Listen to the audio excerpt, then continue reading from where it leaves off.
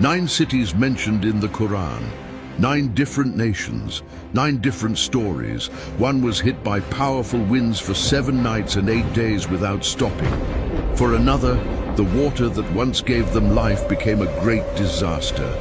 And for another, a single sound was enough.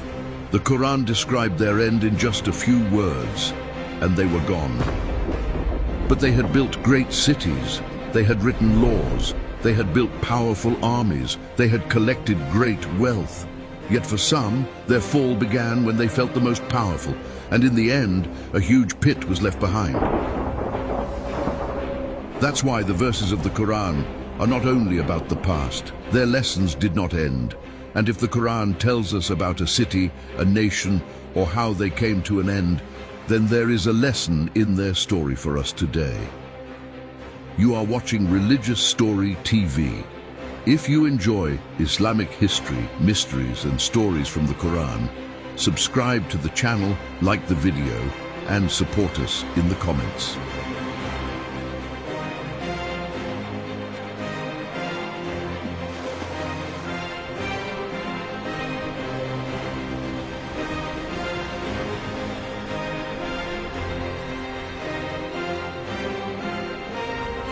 If you are ready, let's begin. The Quran is not a history book. It does not give us the coordinates of a city, its population, or even in many cases, the name of its ruler. Because the main question is not where the city was, but what happened to it. Allah says, "And those cities, we destroyed them when they did wrong, and we appointed a fixed time for their destruction." Al-Kahf 59. And in another place, "And indeed you pass by them in the morning and at night. Will you not understand?" As-Safat 137. At that time, people passed by the ruins of these cities. Today, thanks to technology, we can see them even from thousands of kilometers away. And in the 9 stories you are about to see, you will notice something even more disturbing. The cities have changed. The names of the people have changed. But many of the things they did have not changed at all. Perhaps this is why the Quran asks us, have they not traveled through the earth so that they may have hearts with which to understand and ears with which to hear? Indeed, it is not the eyes that become blind, but the hearts within the chests. Al-Hajj 46. Now, let us travel to the first of these cities, Babylon. Look at the watch on your wrist right now. Why does 1 hour have 60 minutes and 1 minute have 60 seconds? Or why does a circle have 360 degrees? Because Babylon developed this system. 4,000 years ago, people in Mesopotamia used a number system based on 60, and that system is still on your wrist today. Every time you look at a clock without realizing it, you're looking at a legacy of Babylon. About 85 kilometers south of Baghdad, near the Euphrates River, there are ancient ruins and mounds of earth. But beneath them once stood one of the greatest cities in the world. Its name was Babylon. The name means Gate of God. And in the Quran, the name of this city appears only once. Who was its prophet? This is a question many people ask. But the Quran does not give us the name of a prophet who was specifically sent to Babylon. In Surah Al-Baqarah, verse 102, Allah says, "And what was revealed to the 2 angels in Babylon, Harut and Marut. But these 2 never taught anyone without first warning them. We are only a test, so do not fall into disbelief." Yet people learned from them what could cause separation between a man and his wife. But they could not harm anyone with it except by Allah's permission. They learned what harmed them and did not benefit them. Al-Baqarah 102. Now let us look at the tafsir. Harut and Marut are described as 2 angels in many tafsir works. In some rare interpretations, they are described as 2 kings. In some Israeliyat narrations, a very different story is told. According to these stories, the two angels were sent down to earth, met a beautiful woman, drank alcohol, killed a man, bowed down to an idol, and the woman was later turned into the planet Venus. But this story is not supported by the Quran. One thing, however, is clear. They taught magic. In an authentic hadith recorded in Sahih al-Bukhari and Sahih Muslim, our Prophet ﷺ warned, avoid the 7 destructive sins. The first is associating partners with Allah, and the second is magic. So why would two angels teach magic? Some scholars explained that this knowledge may have been taught so that people could recognize magic and protect themselves from it or break it. But while useful knowledge was available, people learned its harmful side and used it for evil. What about the famous Tower of Babel? The story of people building a tower to reach the heavens does not appear in the Quran. It is found in the Torah. Some Mufassirun connected the following verse from Surah An-Nahl with the buildings of Nimrod. Those before them also made their plans, but Allah struck their building from its foundations, and the roof fell upon them from above. An-Nahl 26. However, this is a tafsir interpretation. The verse itself does not directly say that it is talking about Nimrod or the Tower of Babel. There is another verse that is often confused with Babylon. O Haman, build me a high tower. This verse from Surah Al-Mu'min is not about Babylon, it is about Pharaoh and Egypt. We will visit that city as our third city. Al-Mu'min 36. But what does archaeology tell us? There really was a massive step tower in Babylon. Its name was Etemenanki. In Sumerian, its name roughly means House of the Foundation of Heaven and Earth. It is believed to have been around 90 meters high. Today, almost nothing remains of it. What you see instead is a huge pit in the ground. For centuries, people living nearby removed its bricks one by one and used them to build their own homes. What remains of one of the most famous towers in history? An empty space. So how did Babylon come to an end? In 539 BC, the Persian king Cyrus the Great captured Babylon. According to historical records, the city fell with almost no resistance. Around 200 years later, Alexander the Great entered Babylon and planned to make it the capital of his empire. He ordered thousands of workers to rebuild Etemenanki, but in 323 BC, at only 32 years old, Alexander died in Babylon itself. The tower never rose again. In the 1980s, Saddam Hussein began a massive project to rebuild ancient Babylon.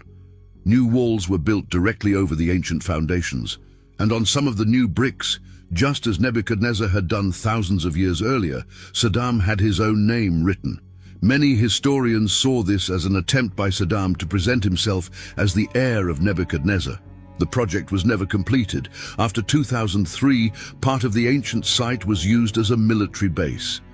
Heavy military vehicles passed over the site, and ancient soil was dug up to fill sandbags, causing serious damage. Finally, in 2019, Babylon was added to the UNESCO World Heritage List. The city, connected to one of humanity's earliest great law codes, had waited 4,000 years to enter that list. Now we move to our second city, Iram, the people of Ad, and the mystery of Iram of the Pillars. And the Quran makes this city unforgettable with only a few verses. Then one day a cloud appeared on the horizon. When the people of Ad saw it, they were happy. They thought the rain they had been waiting for so long had finally arrived. But they did not yet know. What they saw on the horizon was not the beginning of rain. It was the beginning of their end. I am talking about the largest continuous sand desert in the world. It covers around 650,000 square kilometers, and there is not a single permanent settlement inside it. The sand dunes here can rise up to 250 meters, but their height is not the main issue. The real issue is this: these dunes move. The wind moves them several meters every year. If a settlement is abandoned here, it can completely disappear within a few centuries. No walls, no roads, no trace. Throughout history, people have searched for two lost cities like Atlantis, one beneath the ocean and the other beneath these sands. The Quran says in Surah Al-Fajr, "Have you not seen how your Lord dealt with Ad, Iram of the pillars, the like of which had never been created in the lands?" Al-Fajr 6. When we look at these verses, we are not talking about a simple group of nomads living in tents. We are talking about a civilization with great structures, and the Quran especially points to how unique it was among the lands of its time. But despite all of this, the verse asks, "Have you not seen what your Lord did to them?" So even before the story truly begins, we are already told how it ends.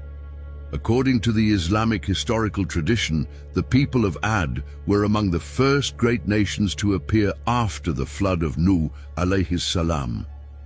Remember that he made you successors after the people of Nuh and increased you greatly in strength and stature. Al-A'raf 69. And because of this verse, a story has been repeated for centuries.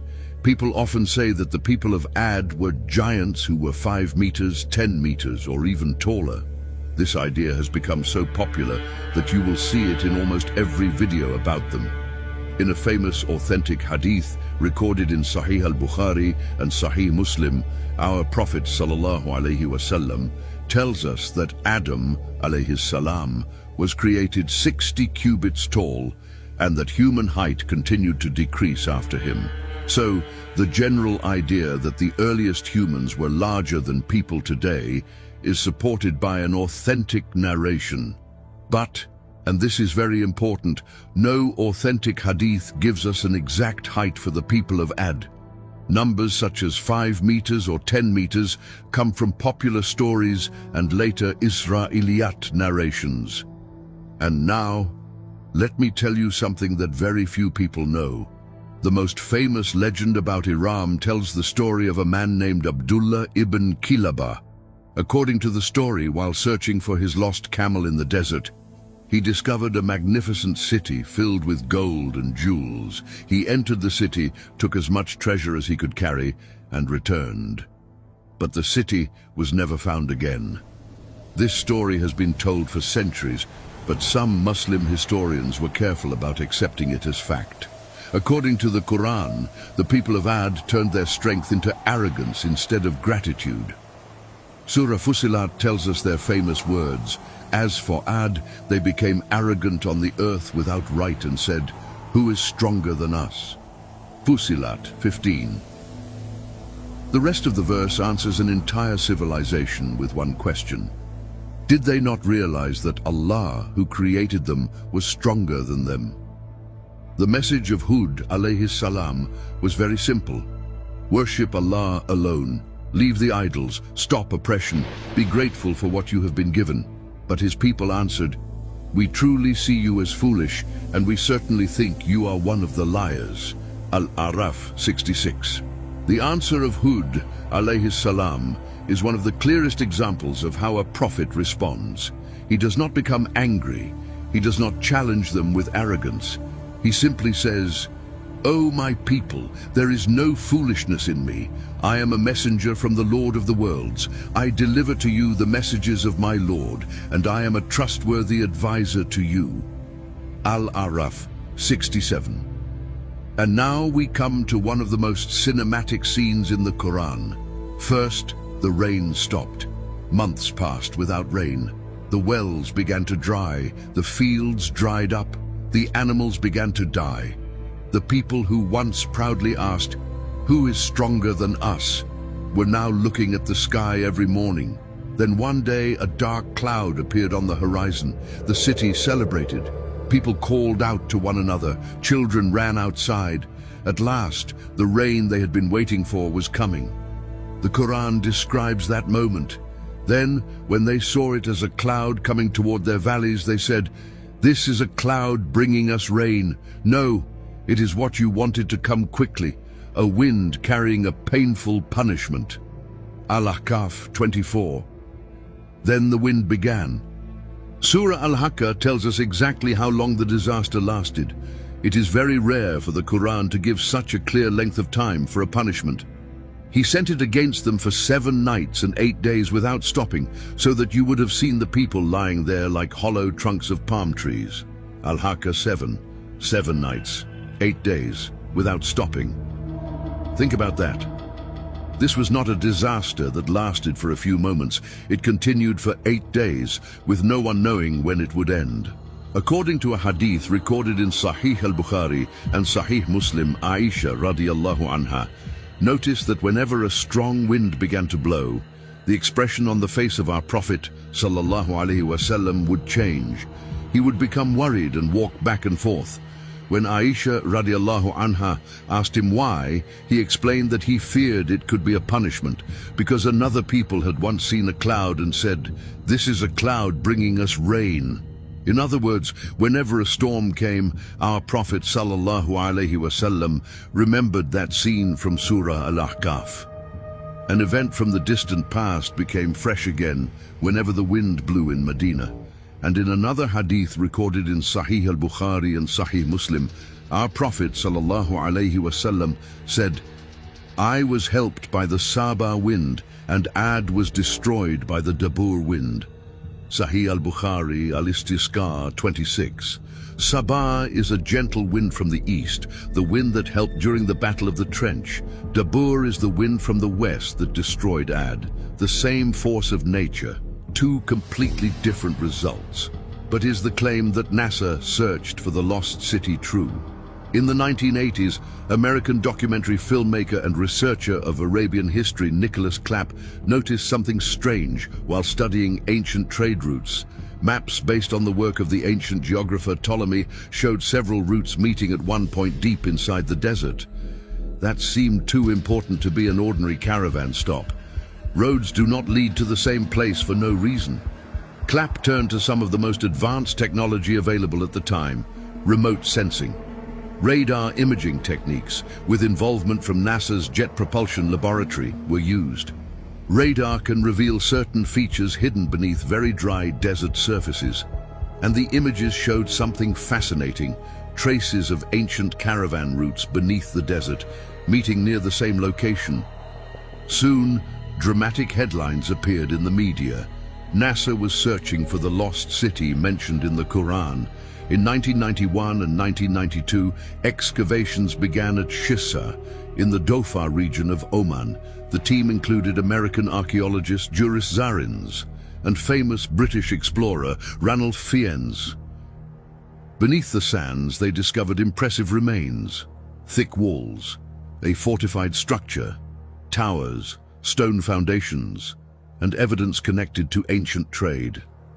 In February 1992, the discovery reached newspapers around the world. The lost city of Ubar had been found. But this is where the story becomes even more unusual. Archaeologists discovered that part of the settlement had actually collapsed into the ground. The settlement had been built above a limestone cavern. Over time, the underground structure became unstable, and part of the site eventually collapsed into it. In other words, part of a settlement really did sink into the desert ground. But is this Iram? We need to be careful here. Today, archaeologists generally accept that Shissa was an important ancient site connected to caravan trade and a major water source. But there is no clear evidence proving that it is the Iram mentioned in the Quran. No inscription saying Iram was discovered. No seal, no tablet, no clear written evidence identifying the site as Iram. Many researchers also argue that the name Ubar may not have referred to one specific city at all. It may have referred to a wider region or tribal territory. Juris Zarins himself was also careful about making such claims. So what can we actually say? In the general region connected with these ancient Arabian traditions, there really were important settlements and trade routes among the desert sands. Some were abandoned, some disappeared beneath the sand, but the true location and identity of Iram remain uncertain. Perhaps it is still somewhere within that enormous 650,000 square kilometer desert, and perhaps it will never be found, because the Quran does not give us a map. Al-Ula, Its people were Thamud, and its prophet was Salih, alayhi salam. Let us begin with a famous hadith of our Prophet sallallahu alayhi wasallam. In the 9th year after the Hijrah, during the summer, an army of 30,000 men was traveling north through Arabia. The heat was so intense that camels were falling to their knees one after another. Their water was almost gone. Then something appeared on the horizon. Huge entrances carved into the rocks, columns, facades rising 20 meters high. A city stretching for kilometers, carved into stone. And there were water wells everywhere. The soldiers rushed toward the wells. Some filled their water containers. Others had already started making dough with the water. At that moment, our Prophet sallallahu alaihi wasallam came before the army and gave an order that no one expected. Pour out the water you collected. Do not eat the dough you made with it. Give it to the camels. An army that had suffered from thirst for days poured the water they had found onto the sand. Then our Prophet sallallahu alaihi wasallam covered his blessed face, moved quickly through the area and said, "Do not enter the homes of those who wronged themselves unless you are crying, fearing that what happened to them may also happen to you. If you cannot cry, then do not enter." Sahih Muslim, Az-Zuhd 38. There is perhaps no other place where our Prophet sallallahu alaihi wasallam gave such a serious warning about entering the ruins of a destroyed people. Today, this region is called Al-Ula. In the Quran, the ancient place is called Al-Hijr. In 2008, it became the first site in Saudi Arabia to enter the UNESCO World Heritage List. There is one structure here whose name itself sounds mysterious: Qasr al-Farid, the Lonely Castle. It is a massive tomb carved into a single rock, but there is something strange about it. The lower part was never finished. The workers carved it from top to bottom. Then, at some point, the work suddenly stopped. The marks of their tools remain. The monument was left unfinished. No one knows exactly why. Surah Al-Hijr mentions these people directly. The people of Al-Hijr also rejected the messengers. We gave them our signs, but they turned away from them. They carved homes into the mountains, feeling secure. Al-Hijr 80. Surah Ash-Shu'ara especially points to their skill. And you skillfully carve homes into the mountains. Ash-Shu'ara 149. The people of Thamud were not simply skilled stoneworkers. They were proud of what they built. Surah Al-Araf also describes the way they built their settlements. You build palaces on its plains and carve homes into the mountains. Al-Araf 74. So Thamud was not simply a people living in caves. They built palaces on the plains and carved homes into the mountains. Even today, when you get close to these rock surfaces, you can still see tool marks left thousands of years ago. The stone looks almost as if it had been carved like butter.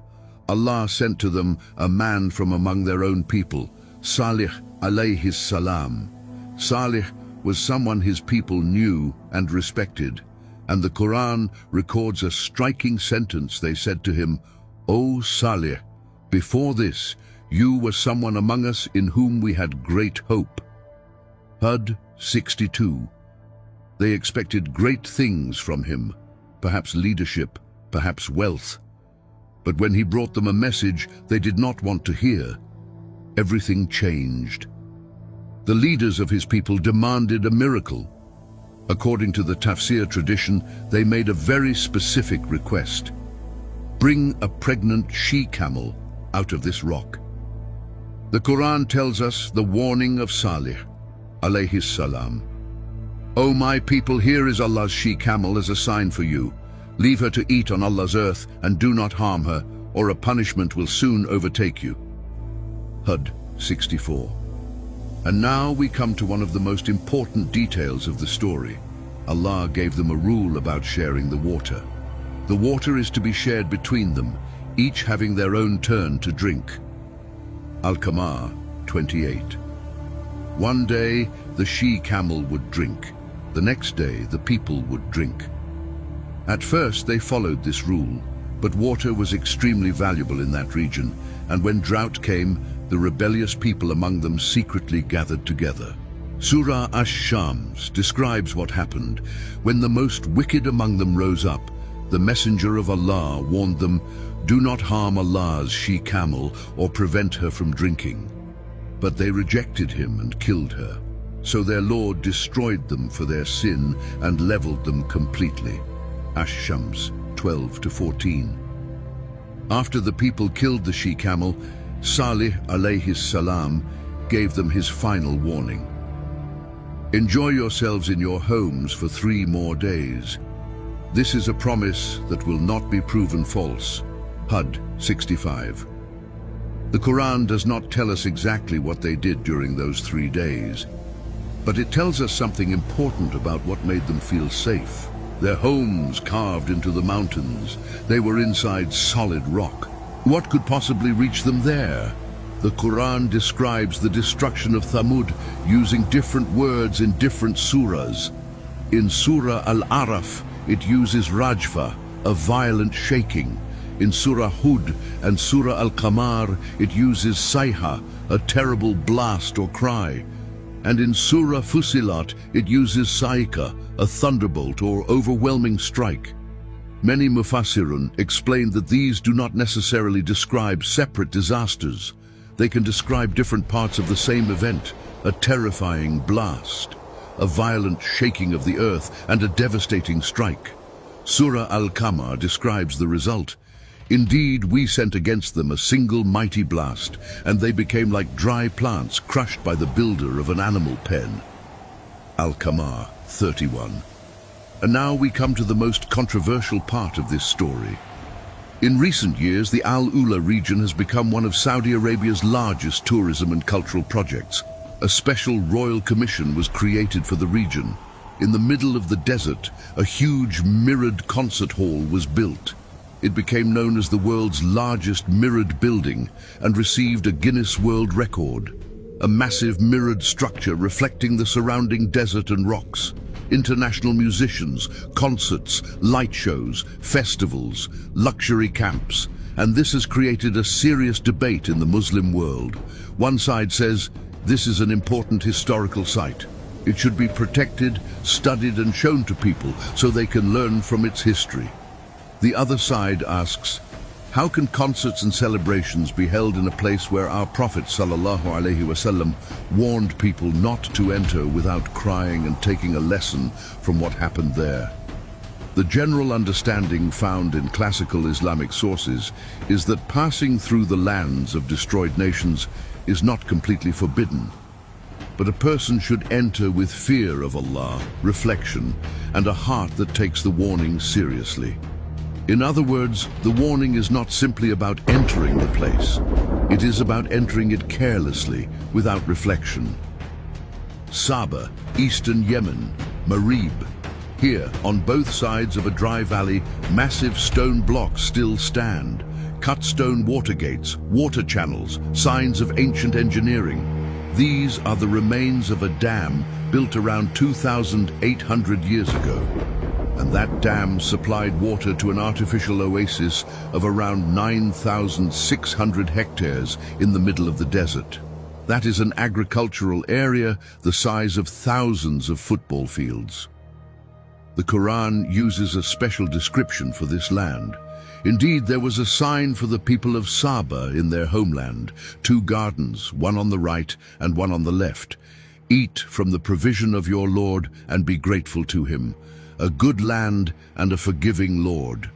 Saba 15. The Quran does not give us the name of a specific prophet sent to the people of Saba. However, Surah Saba tells us that earlier peoples rejected Allah's messengers. Those before them also denied the truth. These people have not even received 1/10 of what we gave those before them. Yet they rejected my messengers. And how terrible was my punishment. Saba 45. The prophet at the center of the Quranic story of Saba is Sulaiman alayhi salam. But there is an important detail. Sulaiman alayhi salam was not a prophet specifically sent to the people of Saba. He was a prophet and king of Bani Israel. What reached Saba was his message. The Marib region has only two main rainy seasons each year, and when the rain comes, it can come suddenly as floods. Normally, much of this water would quickly flow through the valley and disappear into the desert. But the people of Saba did something extraordinary. At a narrow point where Wadi Adana passes between two mountains, they built a huge dam around 580 meters long. They built stone water control structures on both sides. Then they carried the water through channels stretching for kilometers and used it to feed the gardens on both sides of the valley. And this system worked, with repairs and changes over time, for more than 1,000 years. In January 2023, UNESCO added these ancient structures in Marib and other remains of the Kingdom of Saba to the World Heritage List. But because of the war in Yemen, UNESCO also placed them on the list of World Heritage in danger. So the remains of this land mentioned in the Quran are today in the middle of a conflict zone. But where did Saba get all this wealth? The answer is surprising: from a smell. In the ancient world, two types of resin were extremely valuable: frankincense, luban in Arabic, and myrrh. They were used in religious ceremonies, medicine, cosmetics, and funerals. Egyptian temples, the temple in Jerusalem, Roman altars, all used these valuable resins. Demand was enormous, and the trees that produced them grew in only a few regions of the world, especially southern Arabia and the Horn of Africa. Saba stood in the middle of this trade network. Caravans passing through the region brought wealth. In the same way that oil made some regions rich in modern times, incense helped make Saba rich in the ancient world. Then we come to Surah An-Naml. While Sulaiman alayhi salam was inspecting his forces, he noticed someone was missing. Why do I not see the hoopoe? Or is he among the absent? An-Naml 20. Soon the hoopoe returned and said something remarkable to a prophet. I have learned something you do not know, and I have brought you reliable news from Saba. An-Naml 22. Then he gave the news. In a distant land, a woman was ruling. She had a magnificent throne, and she and her people were bowing down to the sun. She is widely known in Islamic historical tradition as Queen Bilqis. Sulaiman alayhi salam sent her a letter. The Quran even gives us the words of that letter. Indeed, it is from Sulaiman, and it begins, Bismillahir-Rahmanir-Rahim. Do not be arrogant toward me, but come to me in submission. An-Naml 30-31. When the queen received the letter, there was one thing she did not do. She did not make an immediate decision. She gathered her advisors. Although they were ready to show their military strength, she decided to send a gift instead of going to war. Sulaiman alayhi salam rejected the gift. When the queen received his answer, she began her journey. When she finally arrived at the palace, the last scene took place. The floor was so clear that she could see water beneath it. Thinking she was about to step into deep water, she lifted her clothes slightly. Sulaiman alayhi salam explained, it is a palace made smooth with glass. And at that moment, the queen understood something. It was not simply an architectural trick. She understood that what we see with our eyes can sometimes deceive us. She had spent her life worshipping the sun. Why? Because she could see it. It shone in the sky. It gave heat. It helped crops grow. To the human eye, it appeared incredibly powerful. But now, for the first time, she had experienced with her own eyes that what appears to be true is not always the truth. Then she said, My Lord, I have truly wronged myself, and now I submit, together with Sulaiman, to Allah, the Lord of all worlds. An-Naml 44. Centuries passed. The people and rulers of Saba changed. Its wealth continued. Caravans passed. Taxes were collected. The gardens produced their fruits. But generations later, people again turned away. Faith weakened, and gratitude to Allah was forgotten. And the Quran tells us what happened in a single verse. But they turned away, so we sent against them the flood of Al-Arim, and we replaced their 2 gardens with 2 gardens producing bitter fruit, tamarisk, and a few lote trees. Saba 16. The great engineering system that had survived for more than 1,000 years eventually failed, and the water that had once brought life and prosperity now became a destructive flood. The same water, the same valley, a completely different result. And now we come to one of the most surprising historical connections in this documentary. Archaeological evidence shows that the Marib Dam did not simply collapse once. Over the centuries it was damaged and repaired many times. And some of these repairs were recorded in ancient South Arabian inscriptions.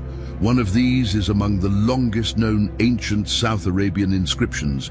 It was written around the middle of the 6th century AD and describes major damage to the dam, followed by a massive repair project. And the name of the ruler connected to this repair was Abraha. Yes, the same Abraha, the ruler traditionally connected with the army of the elephant mentioned in Surah Al-Fil, the army that came toward the Kaaba and was destroyed by the birds called Ababil.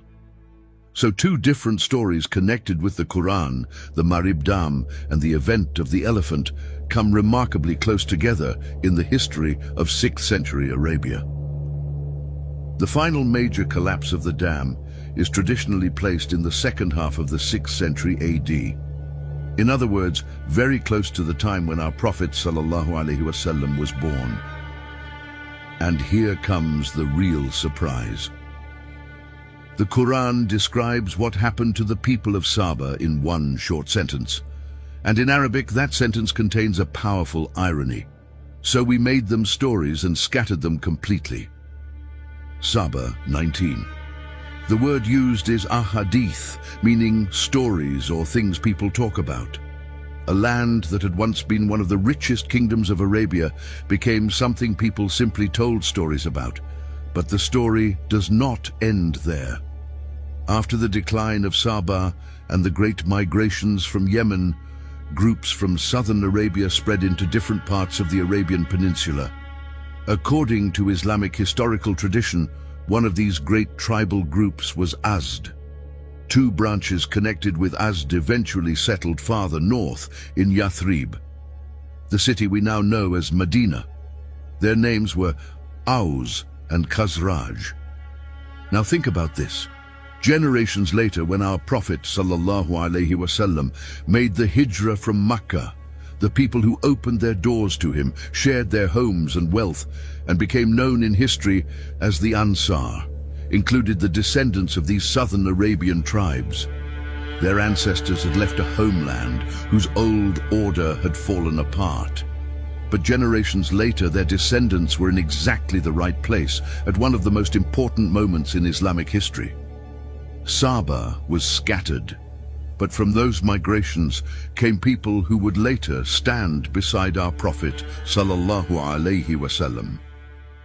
The end of one civilization had quietly helped prepare the beginning of another. Midian. Now I want to tell you about a city that was different from the ones we have seen so far. Its sin was something so ordinary that it still happens every hour all around the world today. Cheating in trade, deceiving people while doing business. Today, poor quality products are often sold as if they were high quality. Misleading advertising, hidden defects, false promises, commercial lies are everywhere. And there was once a people who were destroyed because of this kind of corruption. A society where people hid the faults of their goods, cheated the weak, and built a system that made the poor poorer and the rich richer. At the crossroads of the caravans, we are in northwestern Arabia, near the Gulf of Aqaba, in the area of today's Tabuk region of Saudi Arabia.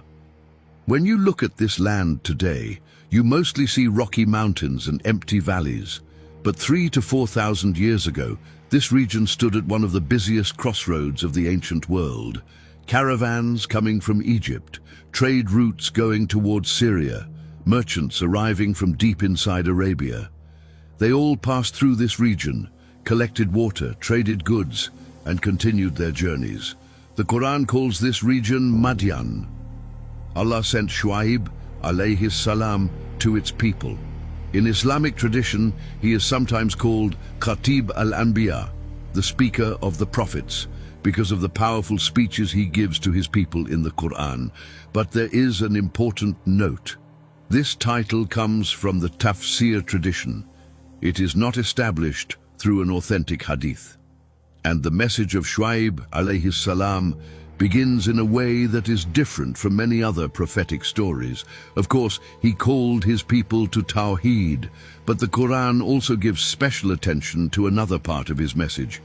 O my people, worship Allah. You have no God other than Him. Do not give short measure or weight. Do not reduce what belongs to people, and do not spread corruption on the earth. Hud 84. Notice something important. Faith and the weighing scale appear in the same message. The Quran is making something very clear. If your faith does not change the way you behave in the marketplace, then something is missing. The answer of his people is one of the most sarcastic and surprisingly modern responses in the Quran. O Shuaib, does your prayer command you that we should leave what our fathers worshipped, or that we should stop doing whatever we want with our wealth? You are surely the gentle and sensible one. Hud 87. You can still hear the same idea today. Do not mix religion with business. Worship is personal, business is separate. It is my money. I can do whatever I want with it. And notice the sarcasm at the end. You are surely the gentle and sensible one. In other words, you are an intelligent man. Why are you getting involved in this? The answer of Shuaib alayhi salam contains one of the most powerful principles of Islamic economic ethics. Baqiyatullahi khayrun lakum. What Allah leaves for you is better for you. In simple words, a small amount of halal wealth is better than a large amount of haram wealth. Many years later, Surah Al-Mutaffifin was revealed in Makkah, beginning with exactly the same problem. Woe to those who cheat in measure and weight. When they take from people, they demand the full amount, but when they measure or weigh for others, they give less. Do they not think that they will be raised again on a tremendous day? Al-Mutaffifin 1-5. The same sin connected with Madian appeared again in the markets of Makkah. The destruction of Madian is described with different words in different surahs. But Surah Ash-Shu'ara uses a unique expression, Adhab Yawm Az-Zullah, the punishment of the day of the shadow. Ash-Shu'ara 189.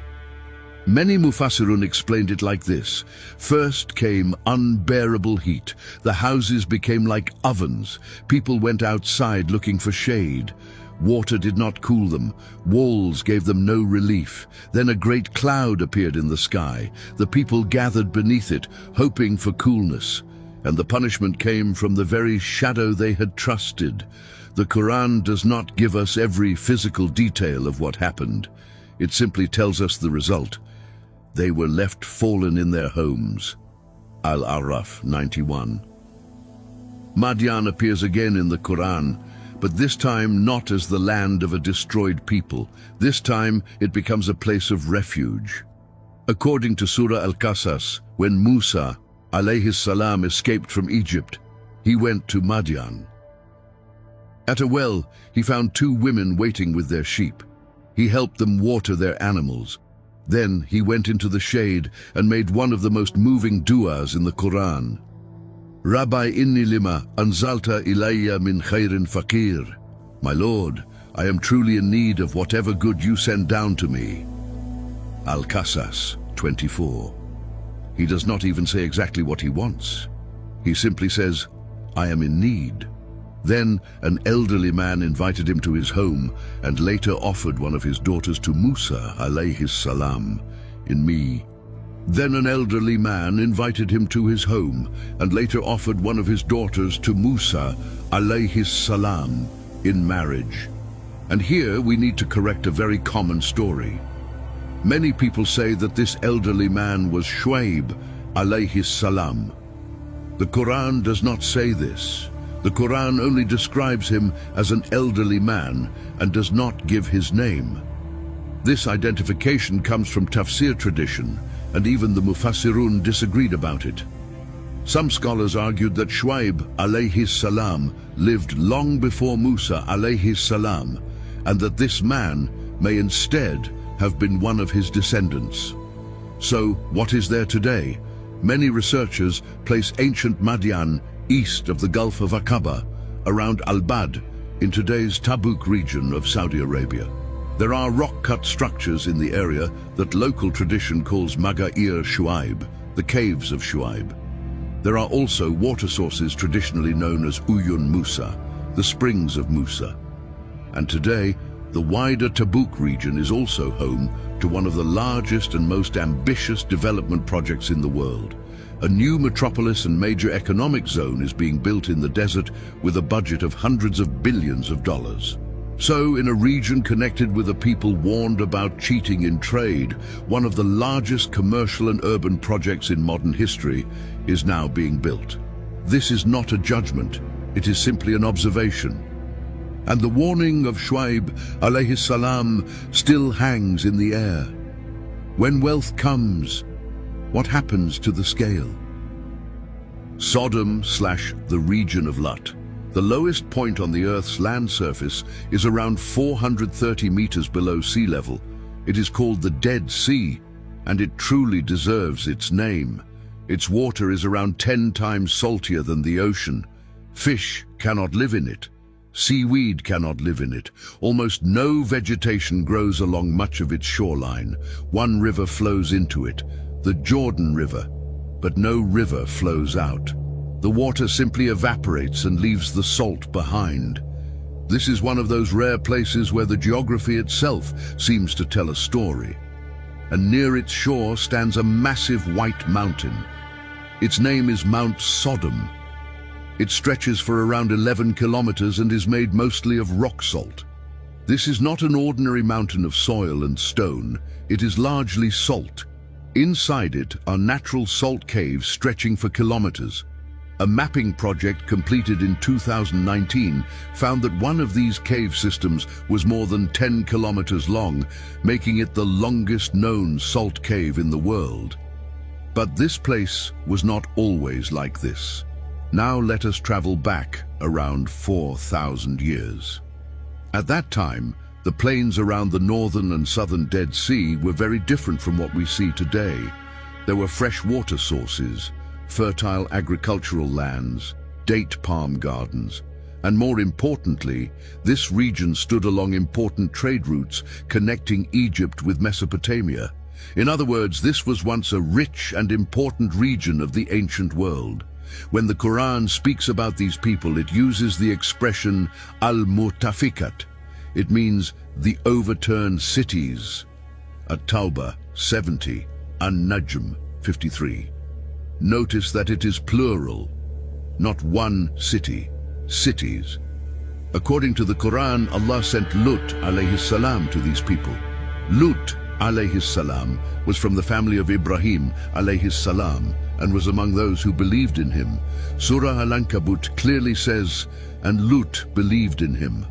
Al-Ankabut 26. So Lut alayhi salam had come to this land from somewhere else.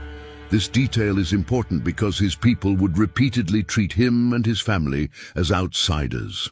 For years, Lut alayhi salam warned his people. Surah Al-Ankabut mentions several forms of corruption among them. Sexual immorality, attacking or blocking travelers on the roads, and openly committing evil in their gatherings. Al-Ankabut 29. Travelers and guests, especially young men, could become targets of sexual assault and other violence.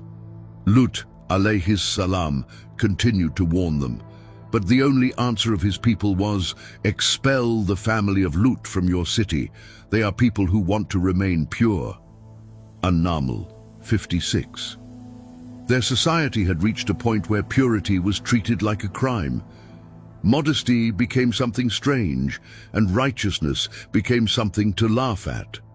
The problem was no longer simply that evil existed. Now, refusing to join the evil was itself treated as wrong.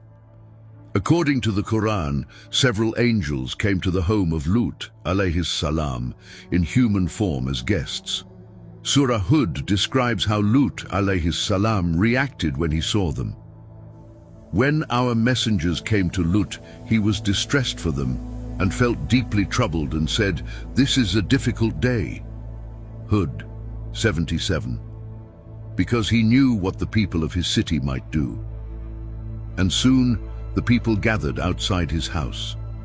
Lut alayhis salam stood before them. He reminded them to fear Allah. And finally he asked one of the most desperate questions recorded in the Quran. Is there not even one sensible man among you? Hud 78. He was asking an entire community, looking for even one reasonable person among them. Then the angels revealed who they really were. O Lut, we are messengers of your Lord. They will never be able to reach you. So leave with your family during the night, and let none of you look back. Their appointed time is the morning. Is the morning not near? Hud 81. It is one of the most chilling sentences in the story, because when those words were spoken, the remaining life of an entire society was now being measured in hours. Then morning came. When our command came, we turned it upside down and rained upon it stones of baked clay, one after another. Hud 82. The Arabic expression is Ja'alna aliyaha safilaha. We made its highest part its lowest. The cities were not simply destroyed, they were overturned. The Quran tells us that the wife of Lut alayhis salam was among those who remained behind. She was not among those who were saved. Al-Araf 83. Surah At-Tahrim also says that the wives of Nuh and Lut alayhim salam betrayed them. At-Tahrim 10. But this betrayal does not mean adultery. It refers to betrayal in faith and loyalty to the prophetic message. Classical mufassirun, such as Ibn Kathir, clearly rejected the idea that the wife of a prophet committed adultery. But what about the famous pillar of salt that people call Lut's wife? That story comes from the Torah. The Quran does not say that she was turned into a pillar of salt. It only tells us that she was among those who remained behind and were destroyed. For decades, researchers have searched around the Dead Sea for the remains of these ancient cities. But a major controversy appeared in 2021. A research team working at Tal El Hammam, north of the Dead Sea, published a striking scientific paper. Their claim was extraordinary. They argued that around 3,600 years ago, a massive cosmic airburst occurred above the city.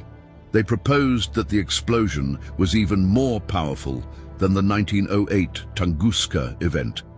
They reported evidence they interpreted as temperatures above 2,000 degrees Celsius, melted materials, and shocked quartz.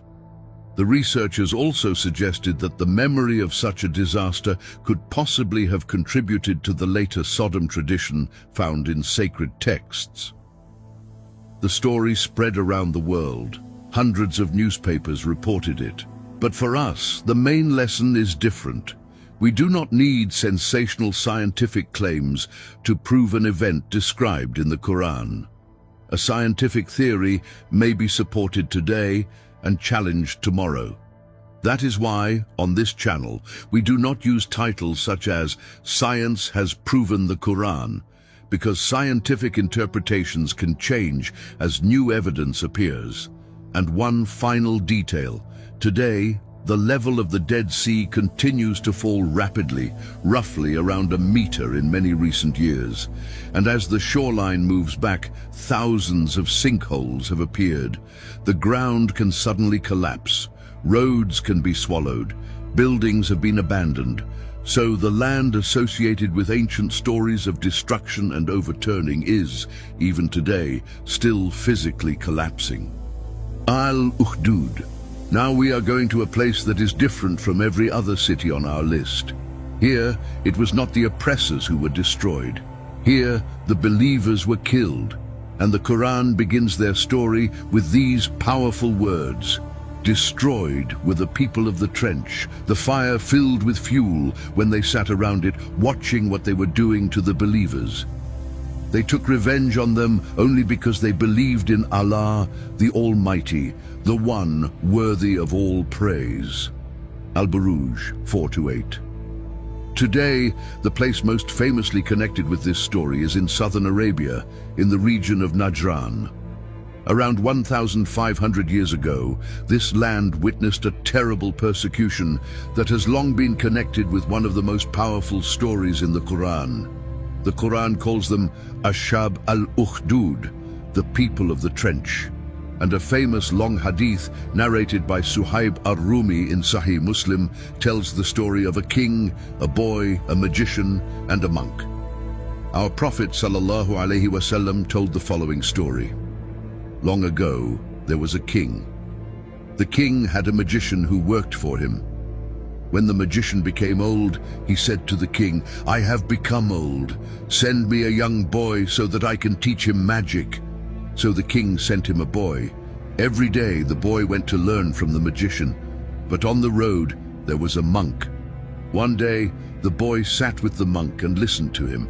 He was deeply affected by what he heard. From that day on, whenever he went to the magician, he first stopped to listen to the monk.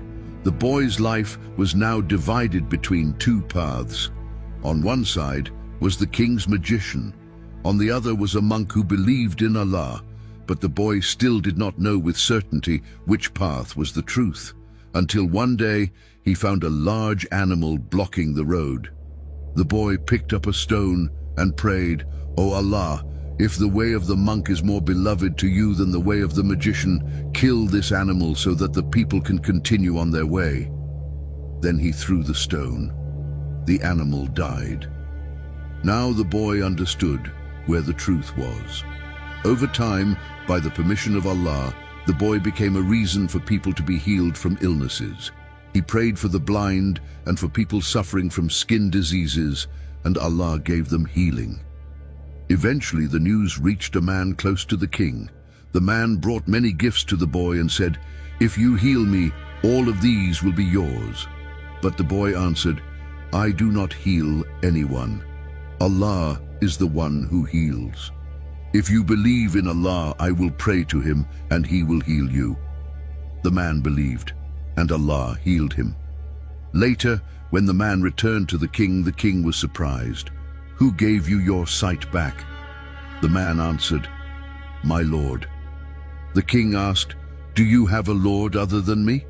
The man replied, "My Lord and your Lord is Allah." At that moment, everything changed. The king had the man tortured until he revealed the name of the boy.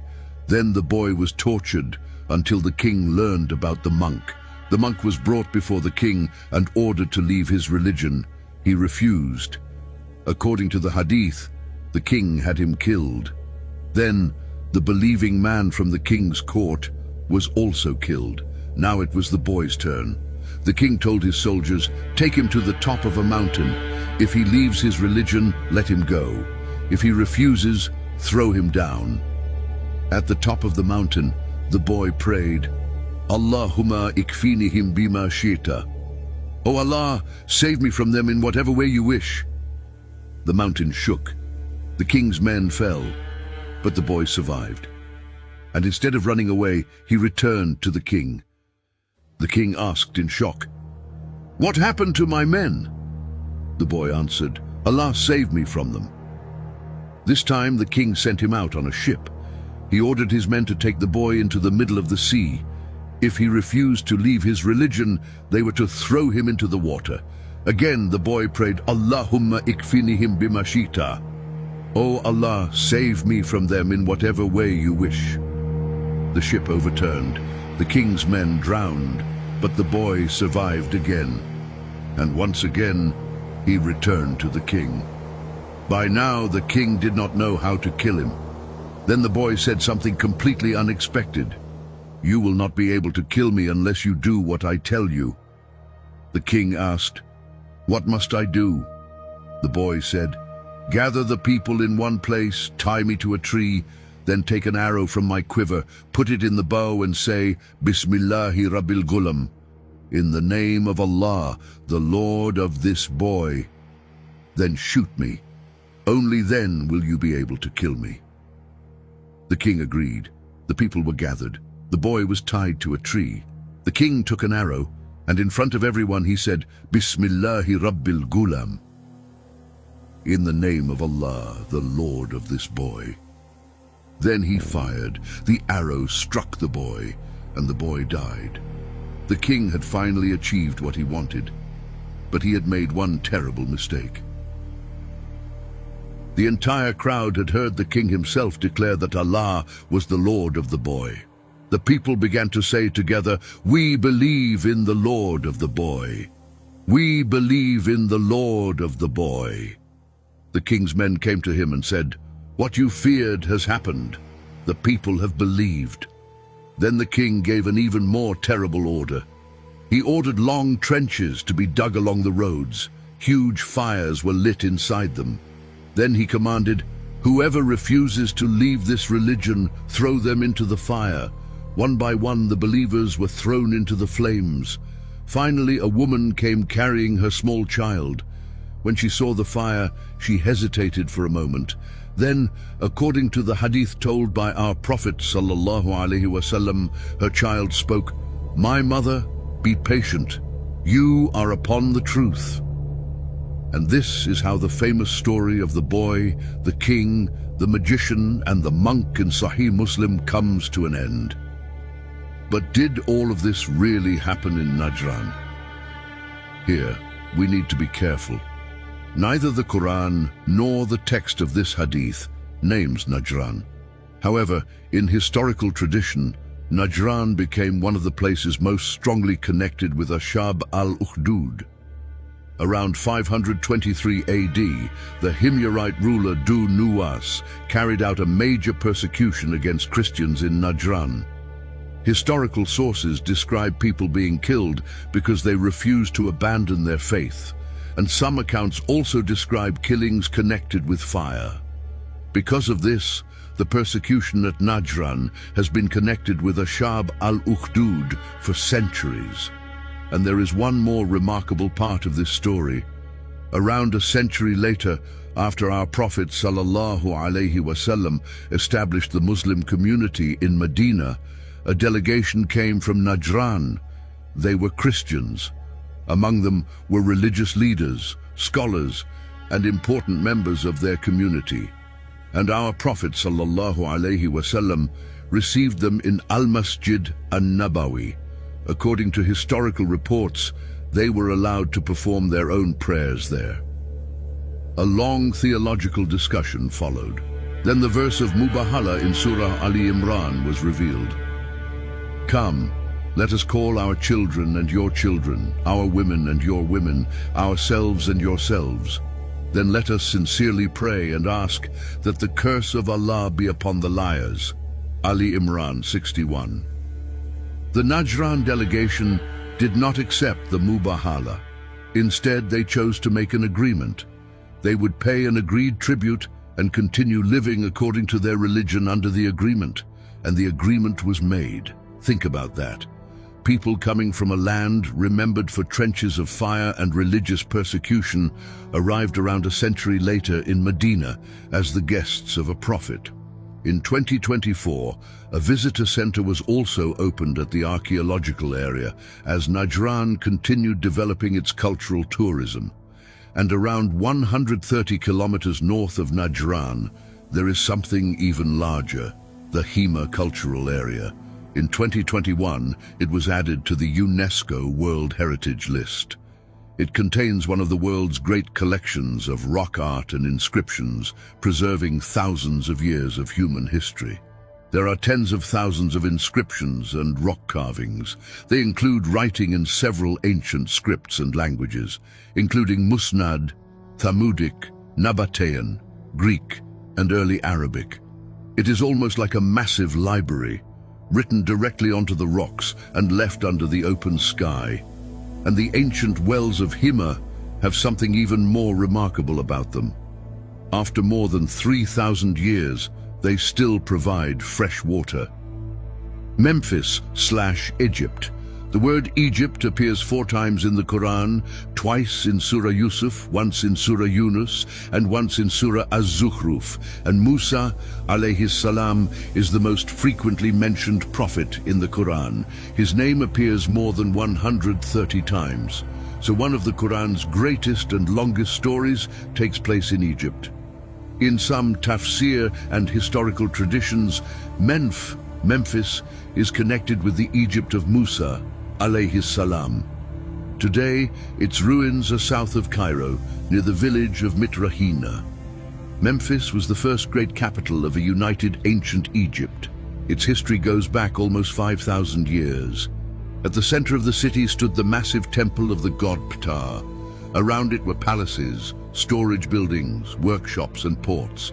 And west of the city, at the edge of the desert, stretched a huge city of the dead, Saqqara. But what do you see when you visit Memphis today? Almost nothing. A few statues, an alabaster sphinx, and a massive fallen statue of Rameses, around 10 meters long, lying on its back. So, where did the great city go? The answer is disturbing. It was taken apart. For centuries, stones from Memphis were removed and reused to build newer cities, especially Cairo. Temples, palaces, walls. Their stones became parts of other buildings. The capital that the pharaohs built for eternity eventually became a stone quarry for later generations. What survived most clearly were the tombs at the edge of the desert. In 1979, Memphis and its necropolis, including Saqqara, were added to the UNESCO World Heritage List.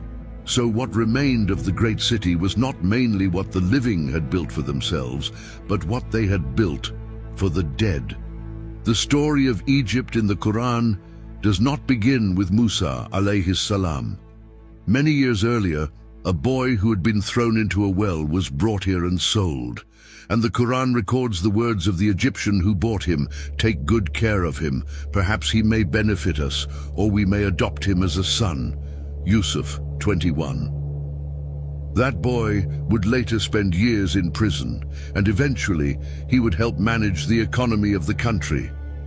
The interpretation of the king's dream by Yusuf alayhi salam is one of the most practical economic lessons in the Quran. 7 years of abundance would come, then 7 years of severe famine. But Yusuf alayhi salam did not simply interpret the dream, he gave them a plan. You will plant for 7 years as usual.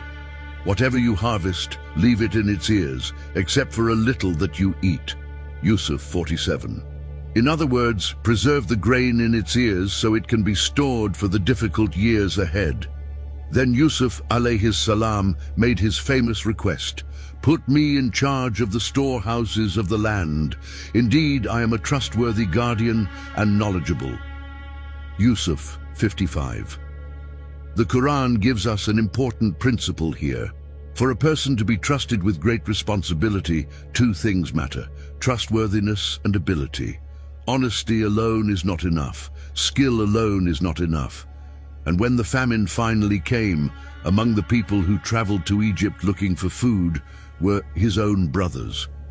Generations passed. Bani Israel increased in number in Egypt, and eventually they began to be seen as a threat. Surah Al-Qasas describes the situation. Indeed, Pharaoh became arrogant in the land and divided its people into groups. He oppressed one group among them, killing their sons and keeping their women alive. Indeed, he was one of the corruptors. But we wanted to show favor to those who had been oppressed in the land, make them leaders, and make them inheritors. Al-Qasas 4-5. Pharaoh had a plan, and Allah had a plan, and a child from the very generation Pharaoh wanted to destroy was raised inside Pharaoh's own palace. Musa alayhi salam was placed in a small chest and sent onto the river. The Quran describes the condition of his mother. The heart of Musa's mother became empty. She almost revealed everything about him had we not strengthened her heart. Al-Qasas 10.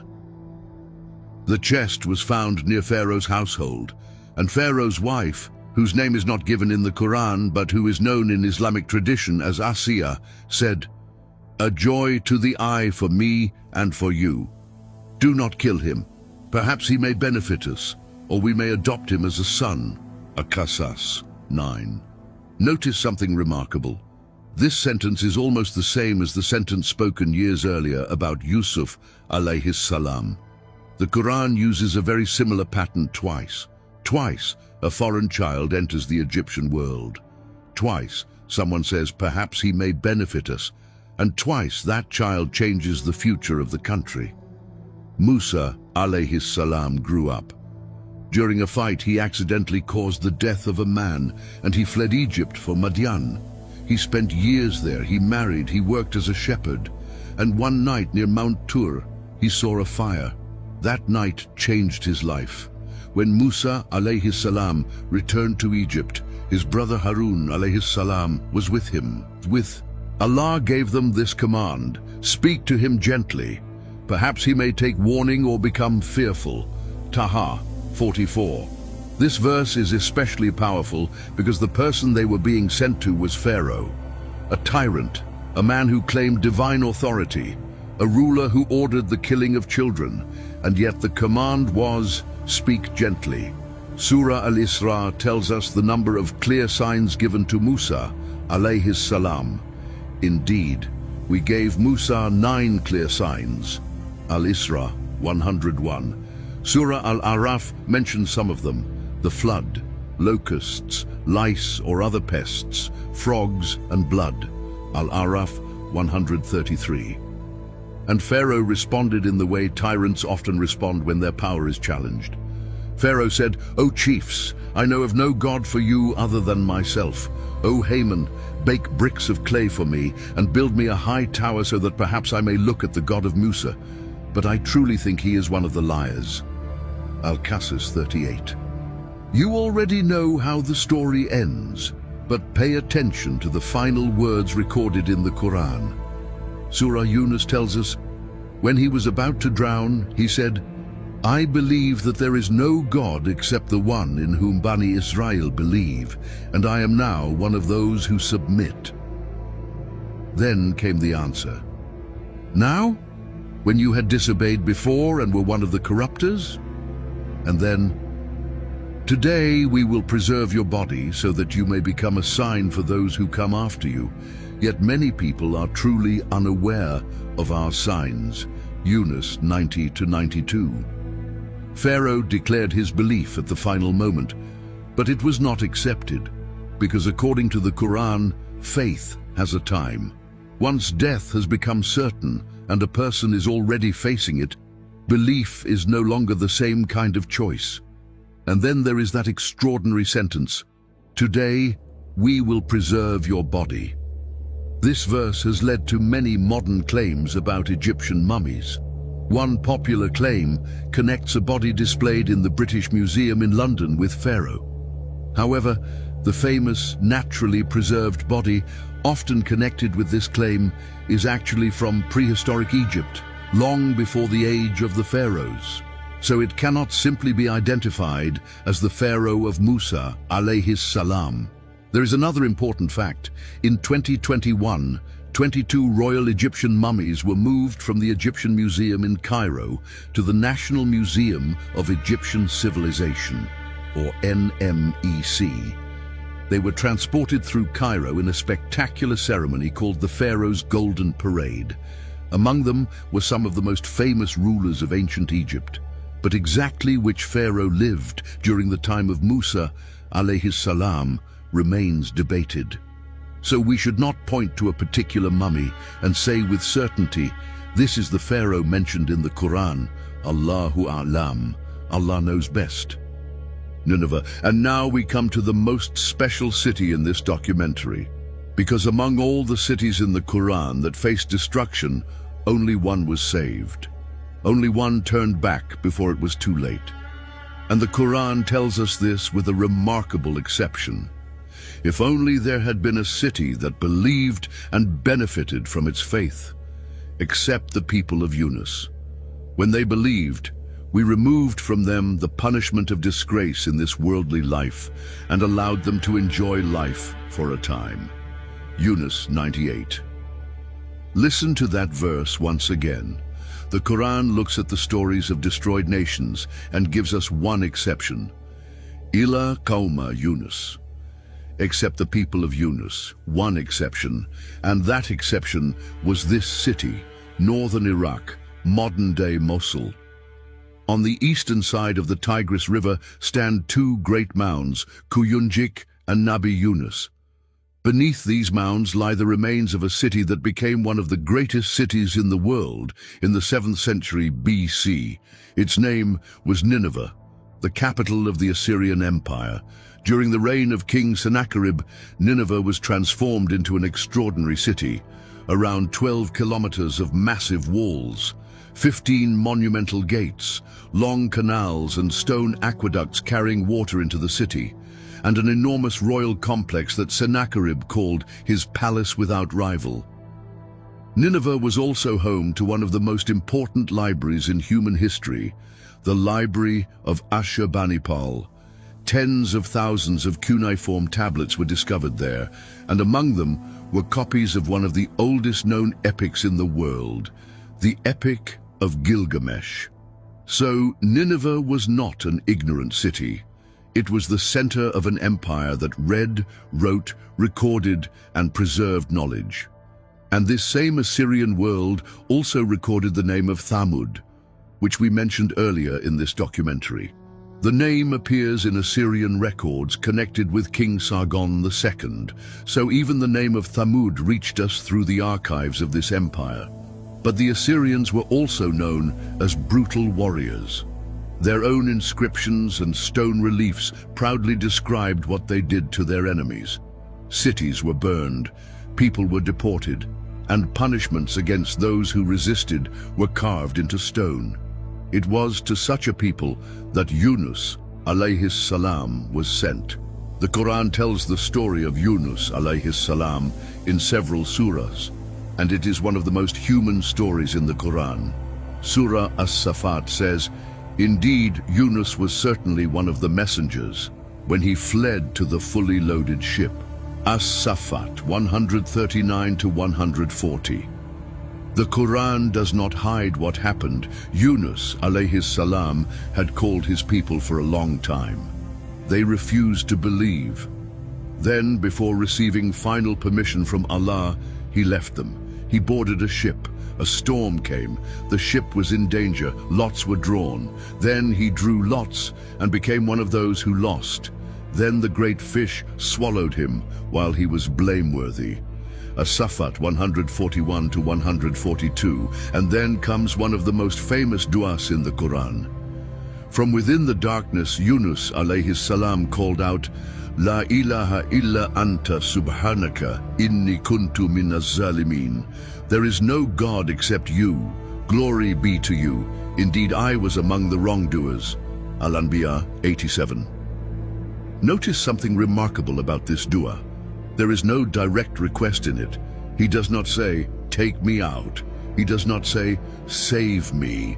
He glorifies Allah and admits his own mistake. Then the Quran says, "So we answered him and saved him from distress, and this is how we save the believers." Al-Anbiya 88. Surah As-Safat adds another important detail. Had he not been among those who glorified Allah, he would have remained inside its belly until the day they are resurrected. As-Safat 143 to 144. His connection with Allah did not disappear even in complete darkness. And in an authentic hadith recorded in Sahih al-Bukhari and Sahih Muslim, our Prophet ﷺ said, "No servant should say, 'I am better than Yunus ibn Matta.'" The Quran records a difficult moment from the life of a prophet, but no one is given the right to look down on him because of it. After Yunus alayhis salam was saved from the fish, Allah sent him again, and we sent him to 100,000 people or even more. Then they believed, so we allowed them to enjoy life for a time. As-Saffat 147 to 148. Nineveh was one of the largest cities of its time. So what happened? Why did an entire people suddenly believe? According to the traditional explanations, they began to see the signs of the punishment that Yunus, alayhi salam, had warned them about, and then they noticed something else. Yunus was no longer among them. Their fear increased, their regret became deeper, and they finally turned back to Allah. Perhaps the departure of Yunus, alayhi salam, became a reason for them to understand how serious the warning really was.